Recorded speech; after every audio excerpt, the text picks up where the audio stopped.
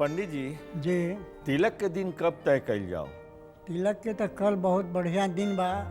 सवेरे 10 बजे से 12 बजे के दिन, और अगिलका सप्ताह शुक्रवार के दिन बा।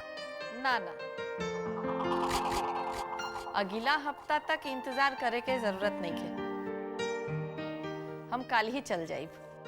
बाकी पंडित जी बताएं कि ब्याह के दिन कब तय कल जाओ? एक बार लड़का और लड़की के कुंडली आ जाए तो दोनों के मिला के बढ़िया से बता देते। अरे पंडित जी, आजकल कुंडली उंडली पे के विश्वास करेला? हम तो दीदिया से पूछबो गई नहीं कि विजय बबुआ के कुंडली बा, तो वहाँ के कहली कि आजकल के पढ़ल लिखा लड़का ई सब पे बिलीव ना करेला। अरे छोड़ी पंडित जी कुंडली फुंडली के, हम ये सब ना मानिले। बड़का कुंडली देख के तब बीकी बबुआ के हमार ब्याह करीले नहीं रहुआ, तब भइल का? ई त ठकुराइन की इच्छा बा कि हम शादी के दिन तय कर रहल बानी।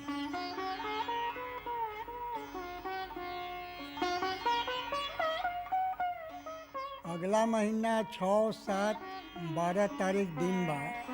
एकरे में दिन देख के ठीक कर ली। ठीक बा, तो वही दिन तय कल जाए। बाकी हाथ में समय कम बा। रहुआ चिंता मत करी, सब बंदोबस्त हो जाई। अच्छा ठीक बा पंडित जी, रउआ शरबत पानी करी, हम जाता नहीं, कुछ जरूरी काम बा। प्रणाम। चलो रे मटरू, गाड़ी रेडी करवा। चलिए, हो लगा था पंडित जी। पंडित जी वो और बात बतावे के बा। रउआ तनी हमर हाथ देख के ई बताई कि हमर बिजनेस जे बा उ सक्सेसफुल होकी कि ना। पंडित जी पहले ये बताई ना कि हमार पोता होखी कि पोती? बड़की बहुड़िया माँ बनने वाली बाड़ी ना, बड़की ना मंझली दुल्हन के बारे में पूछा तनी। सब ऊपर वाला के खेल बा। पंडित जी रउआ तनी बताई ना। अपने के बुद्ध बहुत प्रबल बा। अब बिजनेस बा से बहुत आगे बढ़ी, कोई चिंता के बात नहीं थे। बताई ना पंडित जी, पोता होखी कि पोती? क्या फर्क पड़ा था ठकुराइन जी, बेटा हो चाहे बेटी? रउआ ठीक कहतानी, बाकी वंश चलावे खातिर ई भी जरूरी होला। चिंता ना करी, पोता के मुंह देखला के बादे दुनिया से जाल जाई। बाकी रउआ हमार लल्ला खातिर भी बोलले रही कि ओकर भविष्य बहुत उज्जवल बा, बाकी ओकर जिंदगी तो अंधार में डूब गई। हम अब्बो कहतानी विक्की के भविष्य उज्जवल बा। राहु आ केतु ओकरा ये हाल कैले बा। जे दिन ये दोनों हट जाए बिल्कुल ठीक हो जाए। अगर ऐसन हो जाई ना पंडित जी, तो हम रउआ नामे ठाकुर साहब से कह के 5 कट्ठा जमीन करा दे।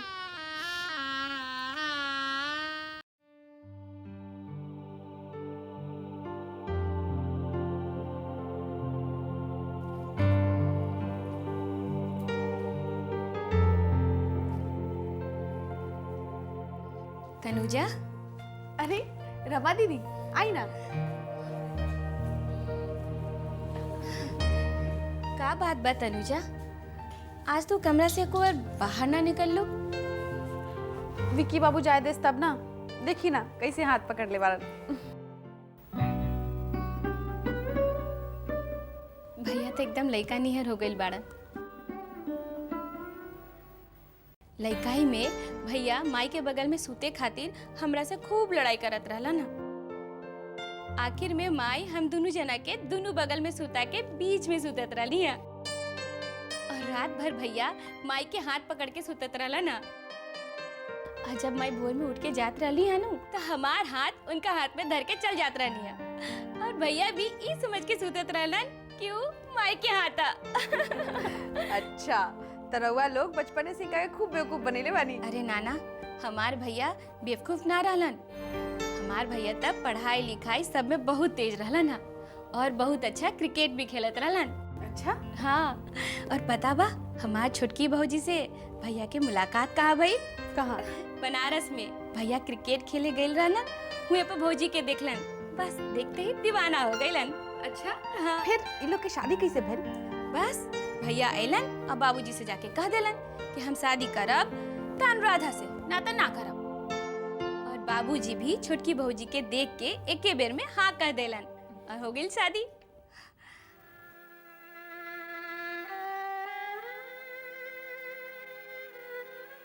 बाकी इतना के लेके कौन टाल सकेला? 1 महीना के अंदर सारा खुशी गम में बदल गई। होने के टाल सकता, जौन भी भइल वो भगवान के मर्जी से भइल बा।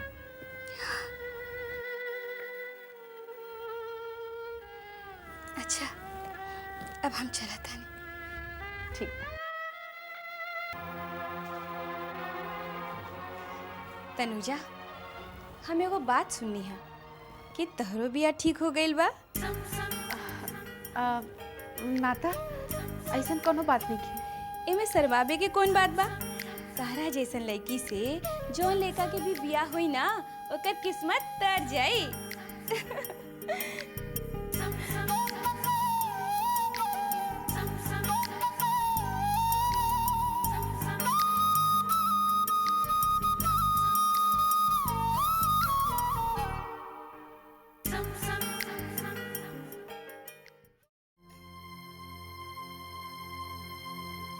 भैया जल्दी में बानी का? काहे? भैया हम रउआ से कुछ कहे के चाहता नहीं। देखा, जे कहे के बाद जल्दी कहा, हमारे एक जरूरी मीटिंग बा।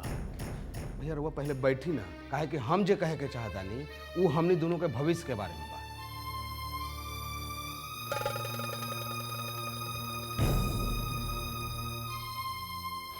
कहा? भैया बात हम विजय और रमा के बियाह के बारे में करल बानी। काहे? इमे का खराबी बा? विजय होनहार संस्कारी लड़का बा, रमा खुश रही। बात भैया खुश और नाखुश होए के नहीं खे, बात घर जमाई बने के बा। देखा संजीत, बाबूजी जे करी है रमा खातिर बेहतर करी है। हमरा बाबूजी पर पूरा भरोसा बा। भैया बात भरोसा के नहीं खे, रउआ शायद भविष्य के बारे में नहीं की सोचत। कहीं अगर विजय हमनी के घर में घर जमाई बन के आ गए और हमनी के बिजनेस पे कब्जा कर लिया तो हमनी का करब जा? और वह बाबूजी का आदत तो जानते बानी, केकरो पे भरोसा कर ले। अब देखी ना, शंकरवा आयल रहे राइस मिल के हड़ताल सड़तावे खातिर और ओकरा के सुपरवाइजर बना दिला। तब तो हार डर यह बा कि विजय सारा बिजनेस पर कब्जा कर ली है। बाकी संजीत, तू एक बात भूल रही बाड़ा। बाबूजी विक्रम पर भी भरोसा करत रहिलन, ता एकर मतलब ता ई होला कि जे होनहार होई बाबूजी ओकरा पर ही भरोसा करी। अब अगर तू भी कोनो भरोसा के काम कर दे बा ता तू भी वो मुकाम हासिल कर सकेला। देखा संजीत, रमा हमनी के एके गो बहन बिया, उहा अपाहिज। अब अगर कौनो लड़का ओकरा के अपना रहल बा ता इससे बढ़ के खुशी के बात और का हो सकेला। रहल बात बिजनेस के, ता हम अपन एक्सपोर्ट के बिजनेस में खुश बानी, बाकी के बिजनेस तू लोग संभाल लिहा। भैया कहीं बात ऐसा तो नहीं है कि विजय जे बाड़न भौजी के रिश्तेदार बाड़न, यही से रहुआ जे उनकर। संजीत, तू भूल रहल बाड़ा कि हमार अपन ससुराल से कौनो रिश्ता नहीं खे। बाकी तुहार मन में जे सवाल बा तो बाबूजी से काहे नहीं का पूछ ले। अब हमरा के जाए के बा।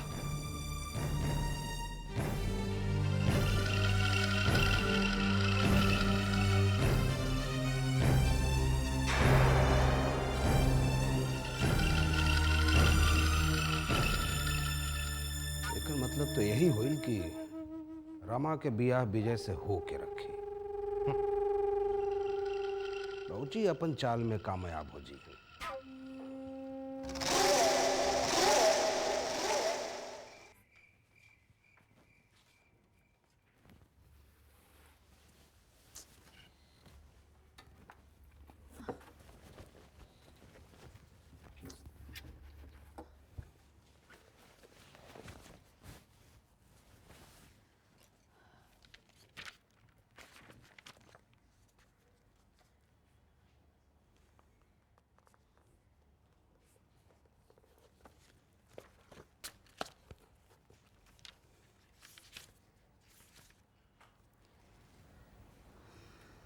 मैंने कितनी बार परी से कहा कि जब मैं बाहर जाऊं तो वो मेरे सामने रहा करे, मगर पता नहीं उसे ये खेल इतना क्यों पसंद है कि वो ठीक उसी वक्त कहीं छिप जाती है।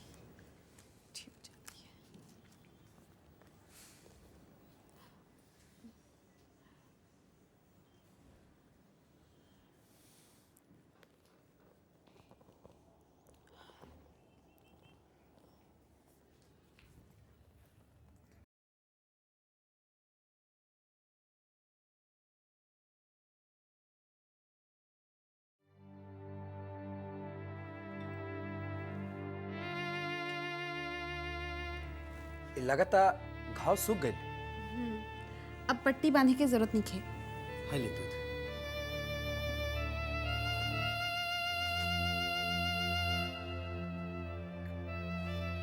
छोटका बबुआ बड़ा शांत हो गए। हाँ पर ये कहे मेम साहब, डॉक्टर साहब नींद के दवाई दिले बान, शायद ओकरे असर बा, दिमाग एकदम शांत हो गइल बा। इनका चुप रहल हमको तनको अच्छा नहीं खिला। अच्छा तो हमरो नहीं खिलागत, बाकिर हम कितना कोशिश करता इनका के हंसावे के, बुलावे के, बाकिर कोनो असर नहीं किया हो। मेम साहब एक बात मानी, रोए नहीं आई, हम कोशिश करके देखा था।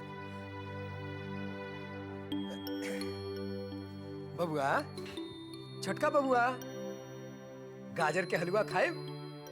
गाजर के हलवा। छोटका भैया, गुलू गुलू गुलू गुलू गुलू गुलू। बड़ी अब का हुई? बारिश हुई और का हुई? ना, और कहे के मतलब ये था कि माई जी और ठाकुर साहब इलाहाबाद गए बारन। बाकी वो लोग तो कल जाए वाला रहलन ना? हाँ, पंडित जी बतैलन कि सुबह के शुभ मुहूर्त बा, यही खातिर राते राते निकल गए। रुआ चिंता मत करी, सब ठीक हुई। ऐसे मौसम में कोई घर के आदमी बाहर होला तो हमारा रोआ खड़ा हो जाला। छोटका बबुआ के घटना के बाद हम सब डरत रहे। चिंता मत करी महाराज जी, भगवान पर भरोसा रखिए, सब ठीक हो। हाँ, अब तो सब कुछ उनकरे हाथ में बा। जय भोले भंडारी, रक्षा करिए, रक्षा।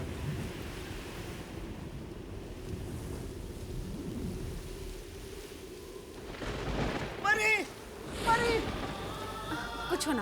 कुछ ना हुई। सुनी विक्की बाबू, अब सुत जाए, आराम से सुती, कुछ ना हुई।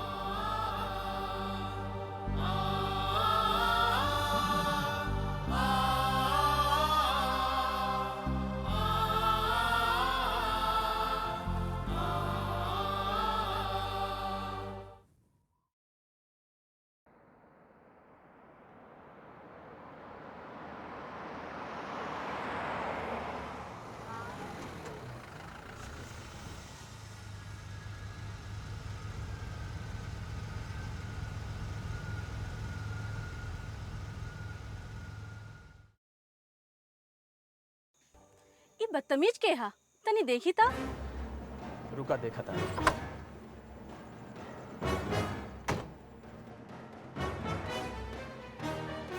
ये कौन है रे? केकर हिम्मत इतना बढ़ गई बा? बाबूजी।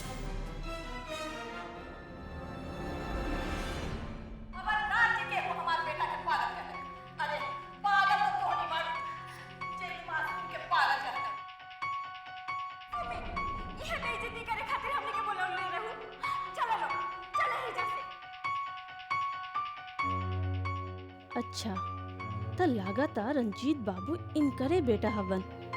ये एको मौका बा बदला लेवे के। जितना बेइज्जत होकर वो घर से हमके निकालले बाड़ी थकुड़ाइन, उतने खून के आंसू हम ना रुला देनी तो हमरो नाम सारिका ना। गाड़ी चलाओ।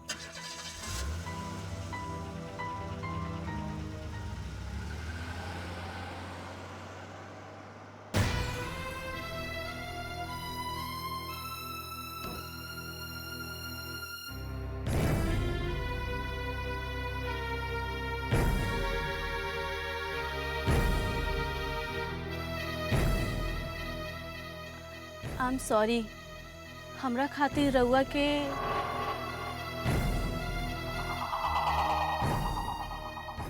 ये हमार घर बा। आज अगर रउआ रास्ता में ना मिल जाती ता वो गुंडा लोग तो हमार इज्जत पे जरूर हमला कर देतन। हम रउआ के शुक्रिया कैसे अदा करी? मेहरबानी कई के रात के वक्त रास्ता पे अकेले ना निकलल करी रहुआ। घर तक काफी बड़ा बा।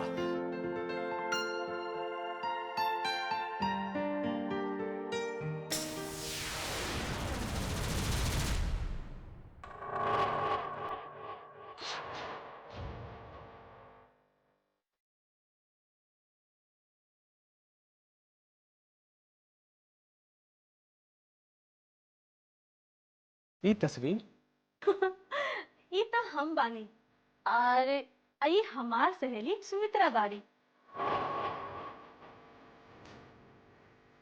का रउआ जानी ले का? ना ना, हम कैसे जानब भला? हाँ वही था।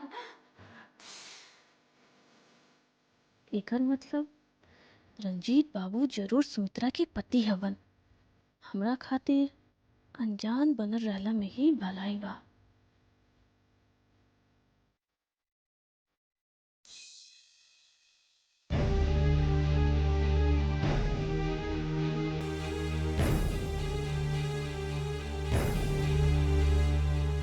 बोला गाड़ी घुमावा। ना भोला चल।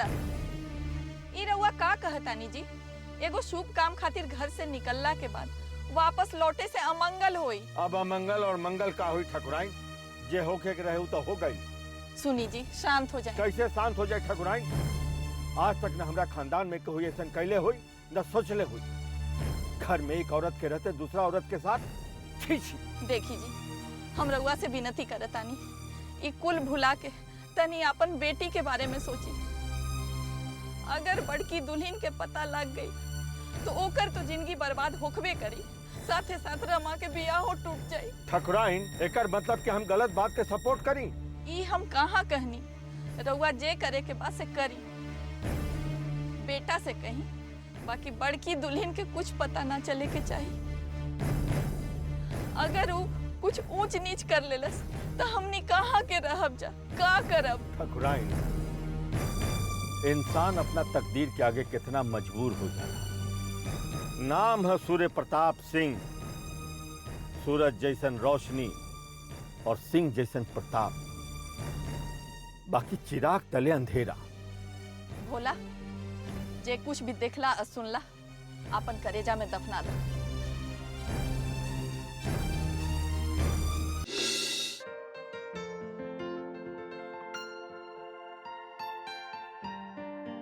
रात भर ना खुद सुतलन ना हमरा के सुते देलन। हमर तक कहानी सुनात सुनात पूरा कहानियों खत्म हो गई। हमहू माफ़ी मांगत हैं कि अगर हमरा से चाहे हमरा परिवार के कोनो बात से आपके मन में कोनो तकलीफ होकल होके तो हमरा के माफ़ कर दे। रउआ शादीशुदा बानी? हाँ। ज़्यादा बच्चा पैदा कैला में अगर हमार तबीयत खराब हो गई, मतलब अगर हम मर गई तो का रउआ टीम खातिर दूसर बियाह कर ले? हम एक कोना में पलल अपन जिंदगी बितावतनी। रात में घर से बाहर जाए की आदत तो हमार बा। रउआ कब से नेसेसरी हो गई बानी।